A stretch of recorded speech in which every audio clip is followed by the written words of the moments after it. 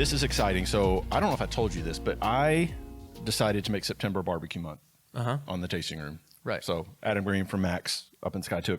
Hi. Took or took? Skiatook. Took. Yeah. Okay. See, I say like a city boy. Yeah. Well, and if you're a telemarketer, it's Skiatook, and if you're from outside of Skiatook, it's Skiatook. Yep. So when I first started out there, I called it Skiatook, and eventually people are like, if you're going to be from here, you need to say it right. So That's awesome. Yeah. So you're the maiden voyage of barbecue month, which is Awesome. Which is cool. I think Justin Carroll from 1907 is going to come on.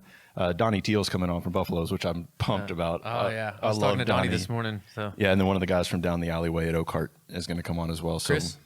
yeah, Chris is going to come Chris. on. Yeah, it's going to be fun. It's going to be a fun month of podcasts. So thank you for absolutely taking the time coming out of the toque to get here. Thanks for having me. Yeah, of course. You brought some goodies too, which we'll get to in a minute. Yeah. I'm curious, what's your barbecue like journey? Or did you start doing competitions? Did you just start at home? How did you get into the barbecue world? I've always kind of been into barbecue, but I didn't really have, the knowledge. And then when I married my wife, her dad had Max, and I was always interested in it. So I just started borrowing stuff. That's awesome. Yeah. And then I really got into it. And then he had a competition, and I followed him to it and just kind of watched what he did, and it was awesome. So I wanted to do one. So I borrowed a whole bunch of stuff. I mean, I didn't own a truck. I didn't have a smoker. I didn't have anything. I just borrowed all of it and went and did my first competition. And I didn't do very well, But I one of the categories there was like 50 something teams. It was in Bixby, and I got like 18th in pork. Was that the Bixby Blues and Barbecue? Is that what you did? Yeah, and it was like my third time cooking pork. Period. So I was like, I'm just gonna start winning these things, and I didn't. We have some cool awards, but never anything big. Not like Donnie. Right. And so it got really fun for me, and I started nerding out on it. Reading articles, watching shows, YouTubing it, and then started making my own spices and my own my own rubs and creating my own barbecue sauces, and then it turned into like a little side catering, and I was illegally catering at bars and cooking in my backyard. Like the illegal part, yeah. Yeah, and I was having a blast doing it, and I was using all my time off from my part-time job, from my full-time job, to do my part-time hobby. And what were you doing at the time? By then, I was a manager at Cox Communications here in Tulsa, and second best job I've ever had. Really? Loved it there. Oh yeah, so easy. And so I used all my vacation. Every time I would book like a little corporate catering or something, I would take a vacation day and then go do that. I love that. And I had a blast doing it. And one day I went to my father-in-law. We were having dinner over there on a Sunday because I was making all the sauce for the restaurant by then. And I just said, hey, man, I think I want to try this and open my own barbecue restaurant. There's not one in Collinsville. I'm going to open a restaurant in Collinsville. He said, people tell you you're stupid, for trying this. Mm-hmm. And I said, I know. And he said, they told me I was stupid. And I said, right. He said, that was 25 years ago. It's fair enough. And he said, you ever thought about just buying Max? And I said, no. He said, I didn't know it was for sale. He said, well, we're getting close to retirement, and I'm just going to shut it down. Oh, wow. He said, do you want to buy it? I said, hell yeah. He said, well, talk to my daughter first. I was like, no, we'll buy it. Yeah. So I talked to her, and it was cool because now I got to do my hobby and then carry on like a legacy and, be a part of something that was really cool. Plus, I bought an established business. And just got to use it my way to grow it. So that was it. Yeah. I've never worked in a restaurant in my life, bought a restaurant. I love this. So the carrying on the tradition in your way versus the way it was, how much change, how sensitive to change were you, knowing that it came from the family? Was that a hard balance? The only change that I really made was just the way everything looked, I slowly added my thing, there wasn't music in there, so I added music, and there wasn't, some of the things that were in there, were dated as far as what me and my wife thought was cool. So we started kind of just switching things out slowly, but as far as recipes go, nothing.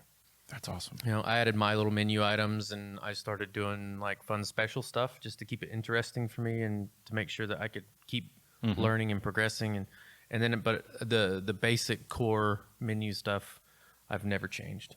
I love that.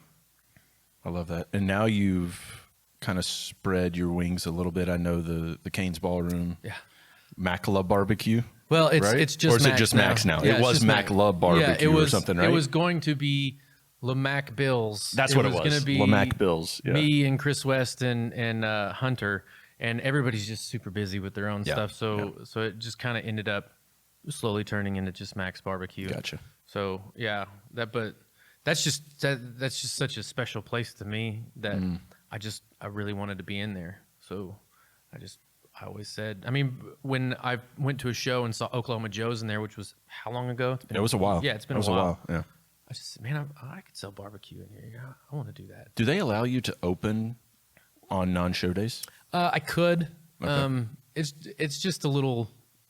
I don't think it would really work. Yeah, why would you go to Cane's without a show to eat? I mean, but to get your barbecue instead of driving up to Skiatook. Sure. I mean, you know, I just wonder how much foot traffic it would really bring. I mean, there's so many barbecue options that everybody already knows about down here to try and like set your, to settle in at a place like that, especially with the kind of menu that we use there, because the way that we've built the menu at Cane's is a lot more focused on, our specialty barbecue items that we can serve quickly. Yeah. Because you only have people's attention for so long. So probably easier to eat too, right? yeah, everything's got to be in a boat or handheld, and it's got to be fast, because as soon as your show starts, they're not interested in you. They're not there for you. It's just a bonus. Yeah. So we kind of treat it like a glorified concession stand, but we put our fresh product in there and twist and turn things a little bit. When you mentioned there's a bunch of established barbecue places down here that people know about, that got me thinking. Obviously, there's differences in barbecue regionality wise. Sure. Right. You got the Carolina sauces, the Texas barbecue, the Kansas City, Oklahoma barbecue. But like within an area, let's just take Oklahoma, for example. How do you distinguish yourself from amongst people that cook similar barbecue? Yeah, I know it's a big question. Yeah, it is. Well, yeah. It's kind of tough because for the way that we do it, I don't really focus on what anyone does. I love to eat their food, and I love to try new barbecue, and I respect the hustle because I know how hard they work. But my focus is to just keep expanding on our style. I want to feed people our style of barbecue, and if that's Oklahoma style, they can call it Oklahoma style. What would you call your style? Max. Okay. I like it. I like it. Our rub is homemade. We mix our own rub. Thank you for bringing those too, by the way. Yeah, absolutely. Yeah. We bring our own, we bring in all of our own spices. We mix our own rub, but it's definitely something that is a little bit different than everyone else's. I think that we cook a little different than a lot of people. Probably, as far as I know, the only other person that really cooks the exact same way as us would probably be Donnie Teal from Buffalo's. And we just use a traditional commercial smoker called Old Hickory Pit, and they're built to be gas. And then there's a firebox in the back where you put your wood, and then you just shut it and set a temperature, and then the whether it's natural gas or propane feeds the fire. Well, the way that we use them like an offset smoker. So instead of feeding fuel to them, we use that smoker door as a baffle for our air. Okay. And we use that to feed our air, and we use nothing but pecan wood. We don't start our fires with anything but the ashes from the day before. I love that. So we cook traditionally on newer smokers, and we don't use any foreign fuels other than just pecan wood. Do you think that imparts, or why did you choose to do that instead of maybe starting with a charcoal bed or whatever people do? Well, first of all, is that what was done? It's just what was done, and if you come in at the end of the day, you just throw a log on and shut the door. It smolders all night. You come in and you just scoop all the ash off, and there's a bed of coals, and you just throw a log on. And by the time you're done trimming your briskets and your porks, your fire's going. So it's just the fires just never go out, except over the weekends, and then you throw a little bit of charcoal in there and you're good to go. But the gist of it was mostly because it's just cheaper.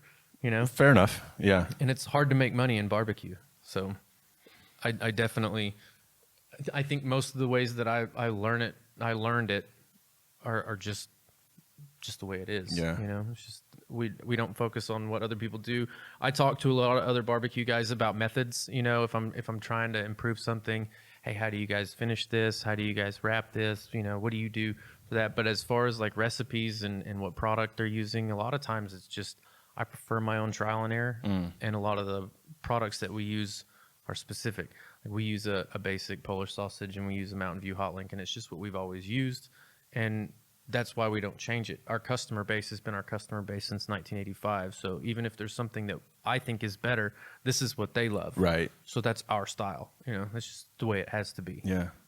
When you talked about how hard it is to make money in barbecue, how much harder did it become over the last 2 to 3 years with everything that's going on with, I mean, because look, I don't know if you've ever been to McLeod's Barbecue in Hot Springs, but that restaurant's in my family. That's how I grew up eating barbecue. I smoked briskets all the time, or did, until it went from $2 and change a pound to $5 and change, $6 and change a pound. So I can't imagine on your end the spike in food costs. And we were talking today about the potato issues and all that stuff. Like, how much harder has it become to source the same quality of product, but without jacking your prices through the roof in order to account for that difference in cost? Virtually impossible for a while. I mean, it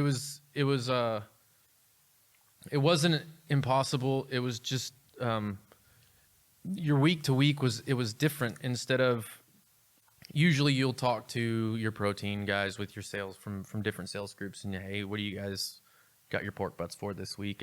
And you kind of play the field, see who's got what, and then you order. During COVID, it was like, who the hell has it? That's what I'll get. I'll take it. I don't care what the price is. I got to have my product. And brisket, I mean, the brisket got ridiculous. You know, Unreal. At pre-COVID prices, you were at $2 or under $2 on average, and then like the peak during COVID, it was at one point in the sevens. You know, and you're talking about Made me so mad. And you're talking about a piece of meat that has a 50% yield. So if you have to take a 20-pound brisket, by the time you trim it and cook it, you have 10 pounds of sellable meat. So if you're paying $7 a pound, you have $15 a pound in it before you put spices on it, put wood on the fire, you know, open your doors, turn your lights on, pay an employee. So when people look at brisket prices and they're like, Jesus, what are you guys trying to do? Make a fortune? We're like, no, we're trying to break even. Right. Yeah, I'm trying to You see pay this my electricity? people. Yeah. Like, yeah. You know, and then you don't, a lot of people don't consider that kind of stuff. And then when they see how prices have skyrocketed on a lot of things, I especially in the past few months, we increased our prices, and it was probably one of the larger ones I've ever done. And because of the way everything was going up, it was just kind of, people were, why the hell wouldn't you?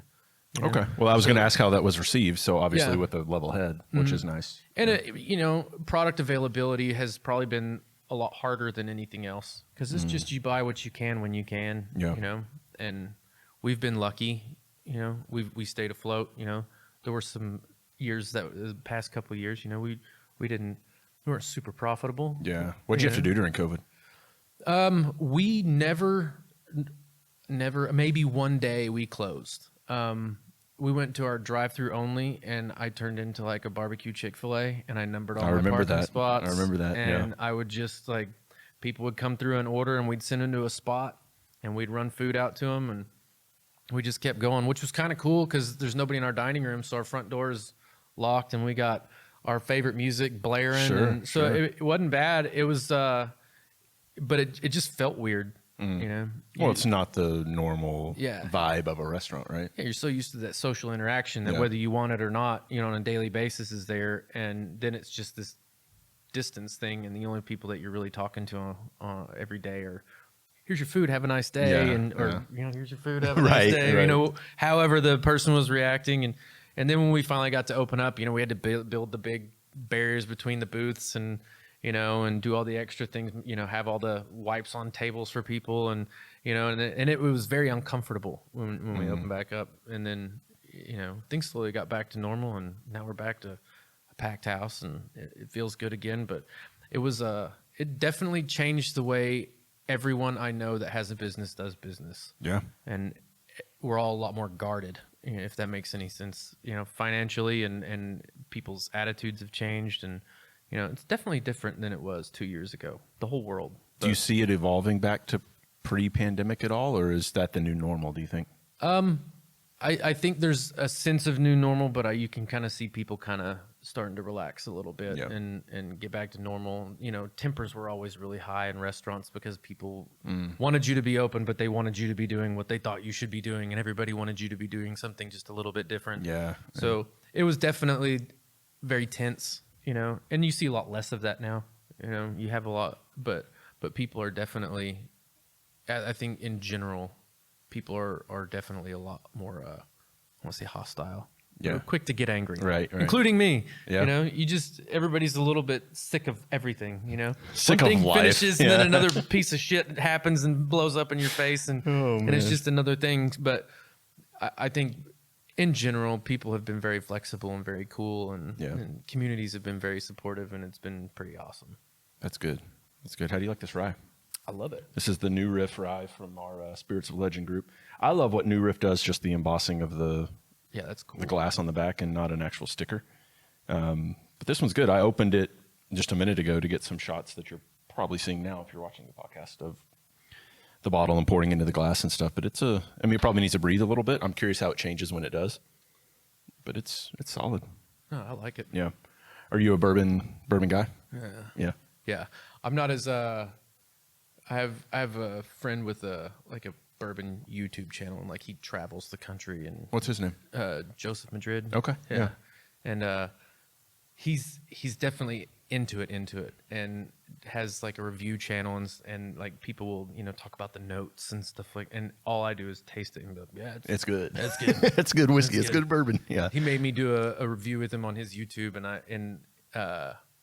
I took a sip and I was like, yeah, it's really good. It's a smooth drink. And when we got off, he's like, dude, when I post that, don't read the comments. I was like, why? He said, smooth is the stuff you're not supposed to say. Everybody's going to make fun of you for saying smooth. It's it's a whole thing. Yeah. I said, listen, I don't care. Yeah. I love it. It's smooth to me. It's smooth to me. I could say maybe it's a little bit lower proof. It's a little bit on the sweet side with vanilla and cinnamon. I said, but I smell smoke all day. So my sense of smell is really different.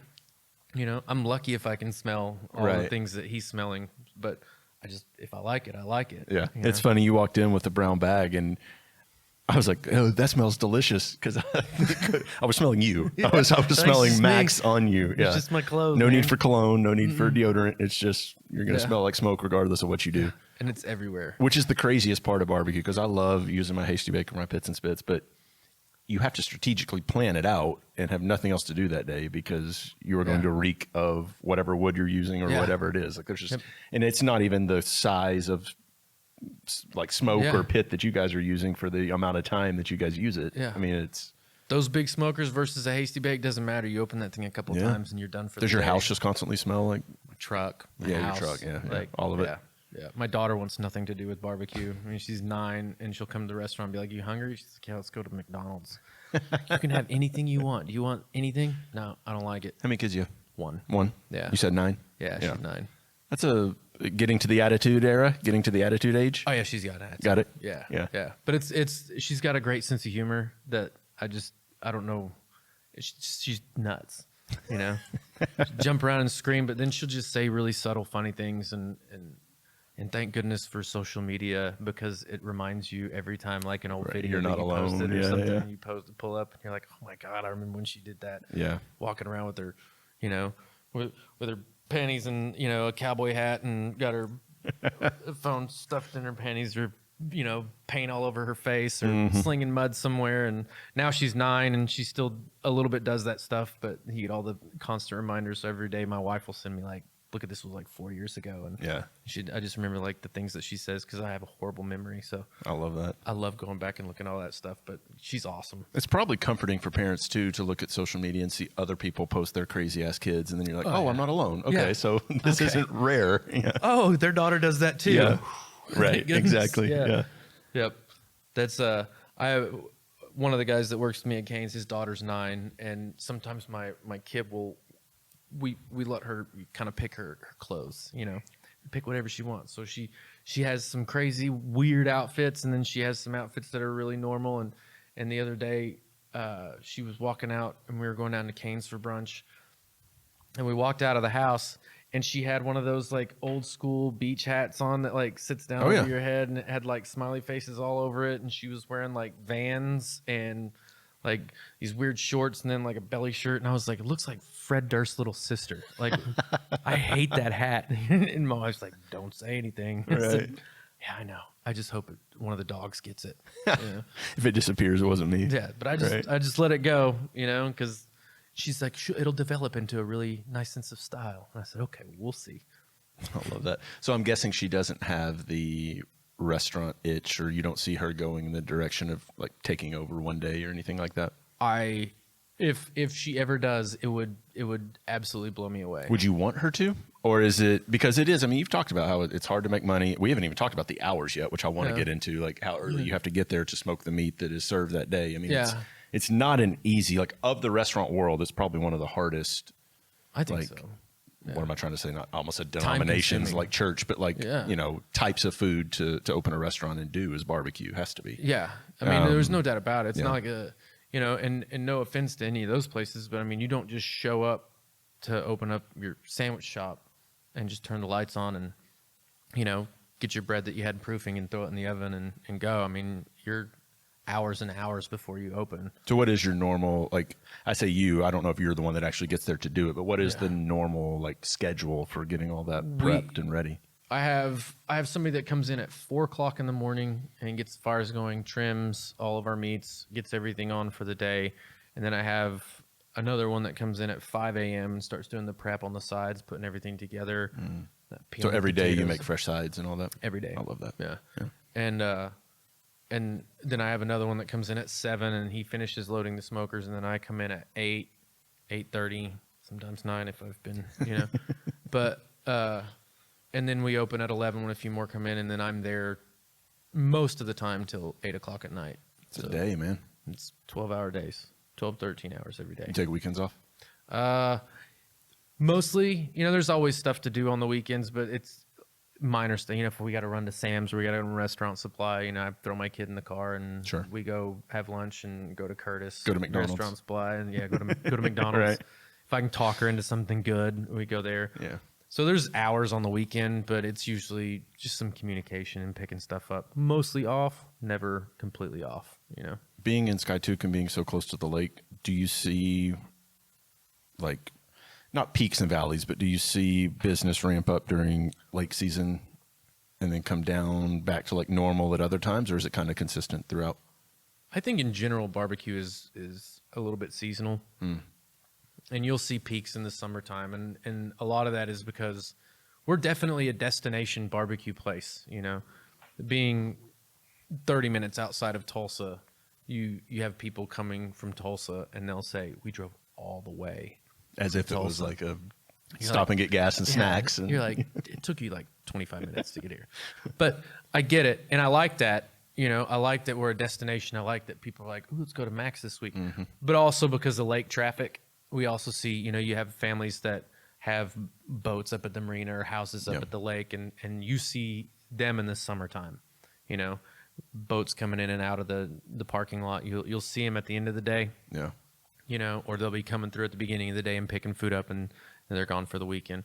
So you see peaks in the summertime, but there's always something going on where you have, there's wedding season. Wedding season for barbecue places is a big deal too. Oh, no kidding. The catering. Yeah. And then there's holidays too, corporate parties and family parties. And then there's turkeys at Thanksgiving. So you definitely see peaks and valleys like January and February. If there's a barbecue restaurant that says they crush it in January and February, I want another secret, or they're lying. Or they're lying.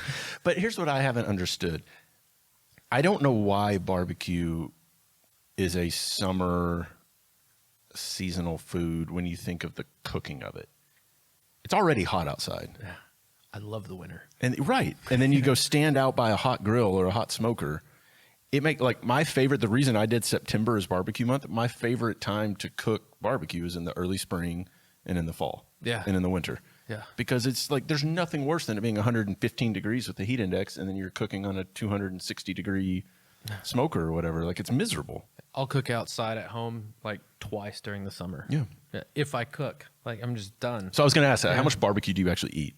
I mean, if you're working 12-hour days, you probably eat at work. Yeah, I'll eat a little bit at work, and we usually if you're just not working, do something off kilter. Like I can't. My wife will not go out to eat barbecue with me. So if I do go eat barbecue, I will pop into other barbecue restaurants and try those. I like to go down to Wellston and see my buddy Levi at Butcher Barbecue. It's a great place. Yeah, I've been over to Oak Heart a couple times. Those guys are awesome. They do a good job as well, yeah. I've been over to eat with Justin before. Donnie's so close to me in Sperry, and he's kind of like, I call him my dirty uncle. Yeah, you know. So I'll have to bring that up. Yeah. Tell him I said that. I will. And he'll mess with me. He'll show up at the restaurant, sometimes, and it's kind of nice. He's family. I mean, he's ask him where he got his trailer. Okay. But him and my father-in-law Mac go way back. Gotcha. So I got introduced to Donnie when I got introduced to that, and I've gotten really close to him. Like he's definitely like one of the barbecue guys that I look up to. So I have called him before with questions and be like, have you ever thought about this? Or if I'm hanging out the trailer and he's doing something, I'm watching, Yeah. picking it apart. Does that make a difference? Because I'm curious to ask him how many awards he's won. I mean, I don't even know if he has a running tally. A lot. I mean, it's a ton. Yeah. He's probably the most decorated pitmaster in Oklahoma, right? Him and two other guys are probably all neck and neck. Yeah. But Donnie's been doing it for so long. So Dave Bosca, his son Levi owns Butcher Barbecue Stand, and Dave is fantastic, and he's won a lot of stuff. And then Travis Clark from Clark Crew Barbecue, he's won a bunch of stuff. But Donnie's been doing it, I think, longer than both of them, if I'm not mistaken.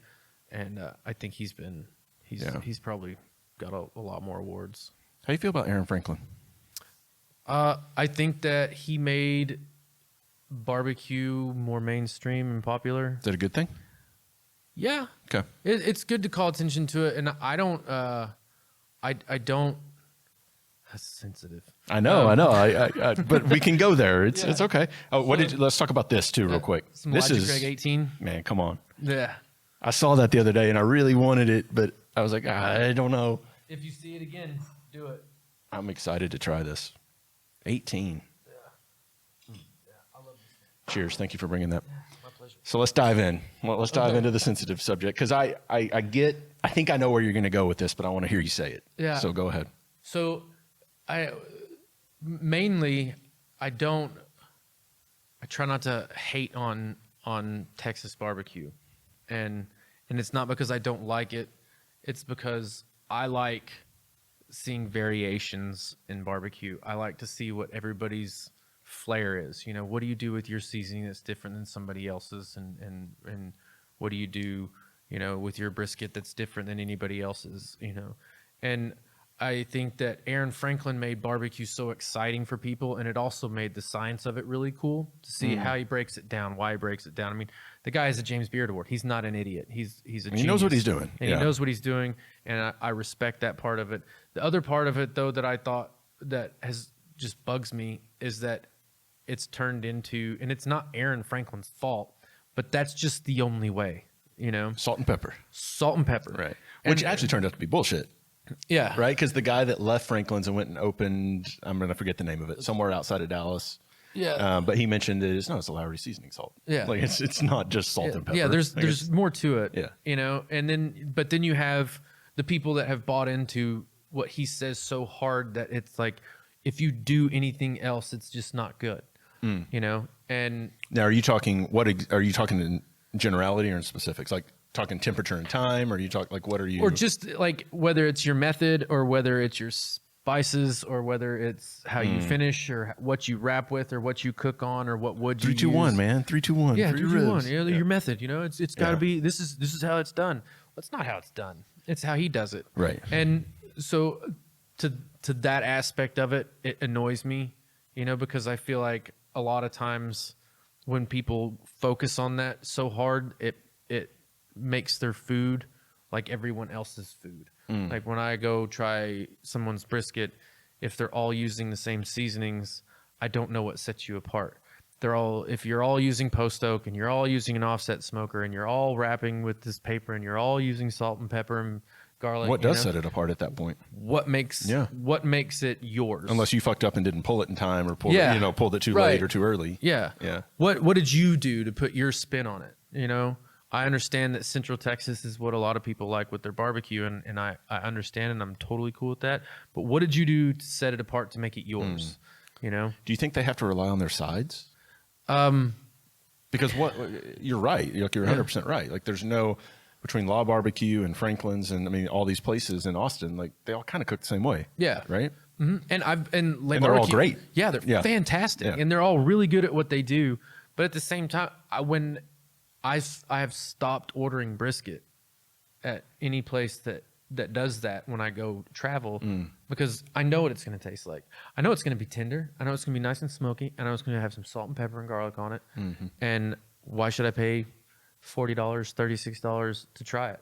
Give me a beef rib. Let me try your pork ribs. Give me your pulled pork and give me some of those sides. Yeah. You know, and that's generally how I eat barbecue anyway, because I'm originally from Tennessee, so I grew up I didn't know that. Pork and slaw. Yeah, and, so you had that's Carolina barbecue, right? Yeah, we're in between there. Sauce. So we had a lot of there were places that had vinegar sauce, but we were also, you know, like 5 hours from Memphis. So So you know, you got I've had some great barbecue in Memphis too. Yeah. Well, and I grew up, you know, in an area in Chattanooga, so there were places that would, you know, some of these old guys, you know, they would boil their ribs and then they would pull them, sauce them, and then they would fire them off, and that was barbecue. Interesting. You know, and there'd be a jar of pickled pig's feet at the register and some collard greens. And collard greens I can get down on. I love some collard greens too.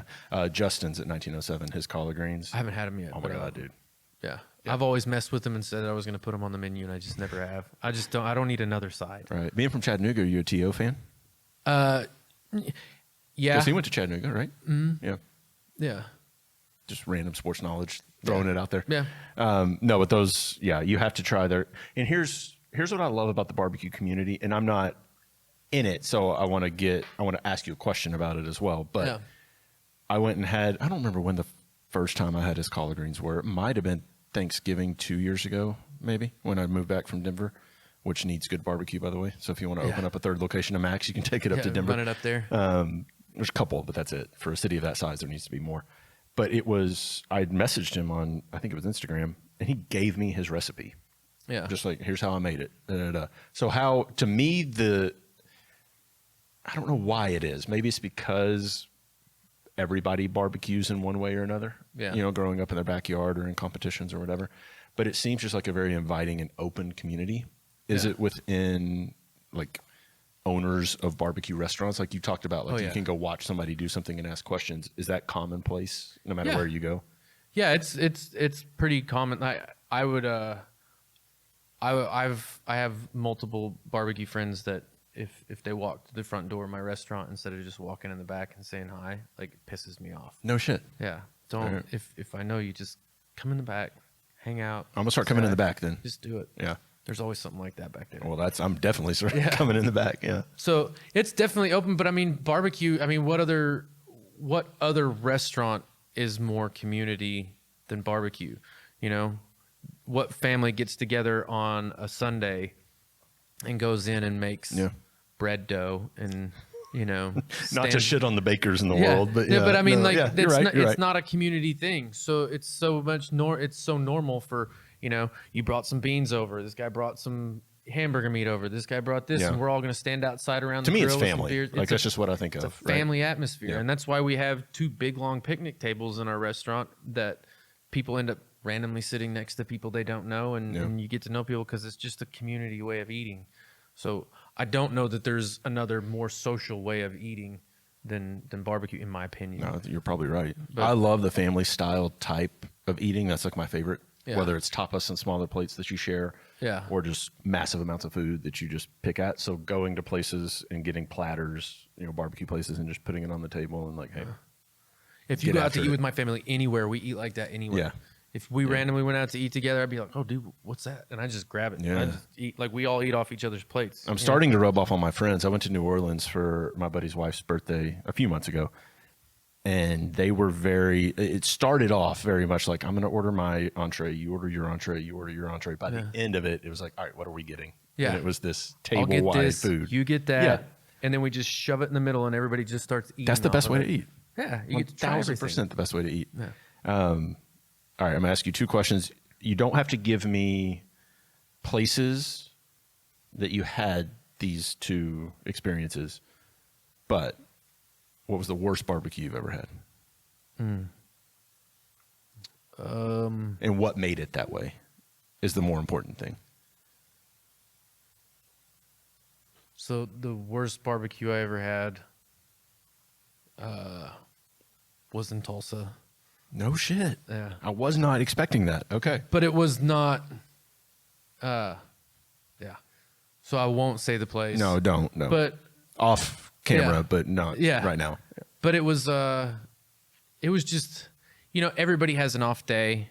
I have them. There's days where I just can't get everything right.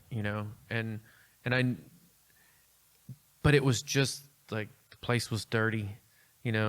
The food was undercooked, no seasoning. Service was garbage. It was just from start to finish. Just the experience was all wrong. And it was cold. The food. It was just That's right across all the way the board. around. Yeah. Yeah, and I was excited about it, and That makes it even worse. yeah, and so it was a huge letdown, and I've never said the name of the place. Obviously my wife and my father-in-law, because my father-in-law was like, "This place we're trying," and then I called him and I was like, "You're so wrong." And I told him about it, and he said, "Man, I don't know." So, sorry. You're good. You're good.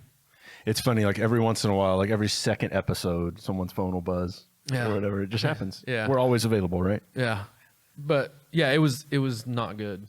And then as far as best barbecue, You knew where I was going with the next question. Yep. Yeah. Go ahead. Go ahead. Best barbecue. That to me is a harder question to answer than That's worse. that's a long answer. Okay. Because I have a lot of barbecue moments where I go, Jesus Christ, and all of them, it was at multiple places. So like, I would have to say the first time I had like brisket that blew my mind was in Austin at Le Barbecue. And I had not had true Central Texas brisket, and they were still in like a little food truck park. Yeah. So we went in there, and they were past. There was some brewery. There was a big festival going on. It might have been during South by Southwest. I'm not sure, but there was just we were only there for like a day, and we went down there and ate. And I went up and ordered, and I ordered the way I want some ribs, some pulled pork, some sausage, picked a couple sides. And I said, and I just want to taste brisket, because I didn't want to order it. So the guy just like cut a little piece off and like handed it to me out the window. And I took a bite, and I was like, oh shit, give me a slice of brisket. So, we had that. And On second thought. yeah, Give me some of the second thought, brisket. I'll have that. Yeah. And I thought that was the most perfectly cooked. I immediately, like, not ashamed, I was like, what kind of brisket are they using? So on the way out, I was like creeping around the dumpster in the back, like looking to see what kind of. I was like, they're just using like regular. They were using prime briskets, but it was just your regular Packer brisket. And I was like, this is impressive. It was pretty cool. And the vibe was so neat that it just added to it. Right. And the people were so cool that it added to it. And it was also my first experience like with brisket that way. So I thought it was awesome. But then Pecan Lodge, Oh, that's another good one. I hit Pecan Lodge on the way home, ordered brisket. It's the exact same thing. And I was like, okay. But then from there, I don't know if they still do them. They're fried ribs. Oh, I haven't had those. Oh my God.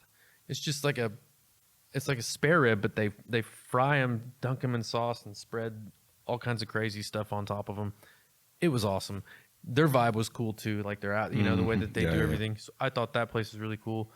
You go down to like Butcher Barbecue stand. I mean, Levi, I keep going back to that, but that dude has put such his own spin on everything that it's not like anything. Yeah, you just have to get lucky and get there when they're open. Yeah. It's what, Tuesday through Thursday or something It's like that? Thursday through Sunday. That's what it is, Thursday through Sunday. And you got to make it a day. You know, Yeah. You know, he's one of my best friends. I still wait in line. I love that. He jokes about it too. He's like, I make my mom wait in line. He said, because, you know, all these people, you know, are here. And if they see me usher somebody out and they get their food first, he said, it makes me look bad. He's like, so everybody waits in line. And he said when his mom comes to eat and she's in line, he always like goes out and yells. He's like, hey, everybody, look, my mom's in line. So relax. Yeah, so chill. But it's also a super cool environment because, I mean, they're just out there messing with everybody. And, like, that's my buddy's place. And his food is such a different kind of, like, it's like a twist on like, competition barbecue. So the flavors are totally different. It's just not anything what you would expect. So, like, I always like to try people's barbecue with an open mind. I don't want to have my style and expect it because you're always going to be disappointed if you're comparing it to like what you cook at home or what your favorite barbecue place is. Sure. So what defines competition barbecue versus barbecue? Like normal barbecue or whatever. Yeah, competition barbecue to me I call it meat candy. I mean, it's you have to take into account that when you're cooking for a competition, and Donnie can probably say it better than I can. Like when we're cooking at barbecue competitions, you have to remember that you're going to be on a table with 5 other teams, and it's a blind tasting, and you have 6 judges on a table, and all these judges are going to take one bite. So how much flavor and everything can you pack into one bite? So if it's just like my ribs that I serve at the store, it's just a good rib, and it's just a good rib. But if the next guy has, you know, brown sugar and butter, and he's injected it with whatever, you know, then like when they take that bite, I call it cheesecake. It's just rich, you know, like you need a glass of milk when you're done with it. Right. But that flavor, you know, sticks with them. So you have to be a lot more like over the top with everything with barbecue, with competition barbecue, which is partly why I still wish I loved them, but it got to the point where you had to do so much to it that it just got to be kind of a pain for me. Yeah. That's interesting. You're 100% right though. Cause I've been a judge at the Hasty Bake competition for a few years. They changed it this year and did the Grill Fest instead of the competition, but in previous years. And you're right. I mean, you take one bite, and I've taken my answer to the worst barbecue I've ever had would have been at that event. Yeah. Cause somebody tried to make alligator ribs, and it was like biting a white and pink shoe. Like it was disgusting. I guess I've been into raw chicken as a judge one time. Yeah. Yeah. But I didn't even taste it. Like I took a bite, pulled it back, and just spit it out. Yep. Yeah, the alligator was rough. And I appreciate the hustle, trying to be different, trying to serve something different, but don't fucking do that again. That's a hard piece of meat to cook. I don't know how you cook it. Yeah. I'm out there and fry it. Yeah. And then it tastes like chicken. Well, it's such a lean piece of meat. Yeah. You gotta cook it forever, and then you gotta mix it with a whole bunch of other stuff. Yeah. This was literally just an alligator rib. Like, it was not good. Like I didn't even taste salt and pepper. Like it was I got nothing. It was so gross. It was so gross. And luckily I don't know who made it. It was a blind tasting, so I can talk shit on it all day. And if you're listening, I'm sorry. You don't but have it was to gross. feel bad. Yeah, it was real gross. Don't do it again. No, ever. I'll let you get out of here on this. Let's talk about your rubs, because now you're packaging them, you're selling them. Yeah. What 2 did you bring? So we have our standard rub that we use at the restaurant on pretty much everything that we cook, and it's our own blend. And then I'll have an idea of what I think I like on my steaks and burgers, pork chops, vegetables, eggs, like just kind of an all-purpose thing. And I called that one the steak and burger, and I developed that one with Townsend Spice, and they've just started packing it for me. And I've always sold our rubs in, you know, little containers. I just put it in like a styrofoam cup and put a lid on it and sell it to somebody. And finally I was like, why wouldn't I just have it out there done? So we finally got it done, and it's both of those are here, and Hasty Bake's carrying them, and Craig up at Sausage Brothers and Skiatook is carrying them. And so, but I'm not.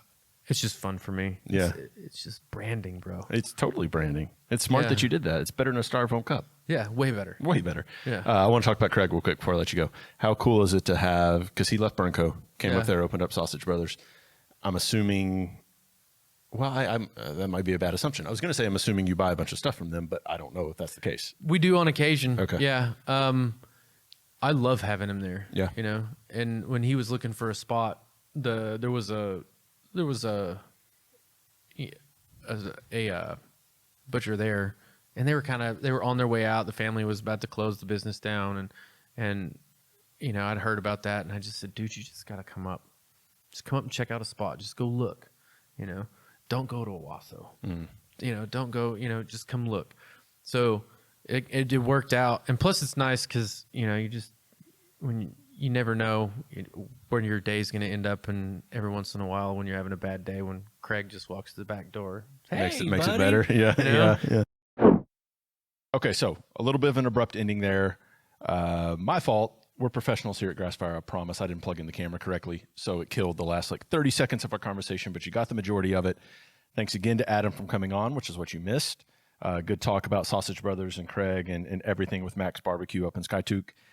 Next week is going to be a fun one. We mentioned Donnie Teal a few times. He's one of the most decorated and award-winning pitmasters here in the state of Oklahoma.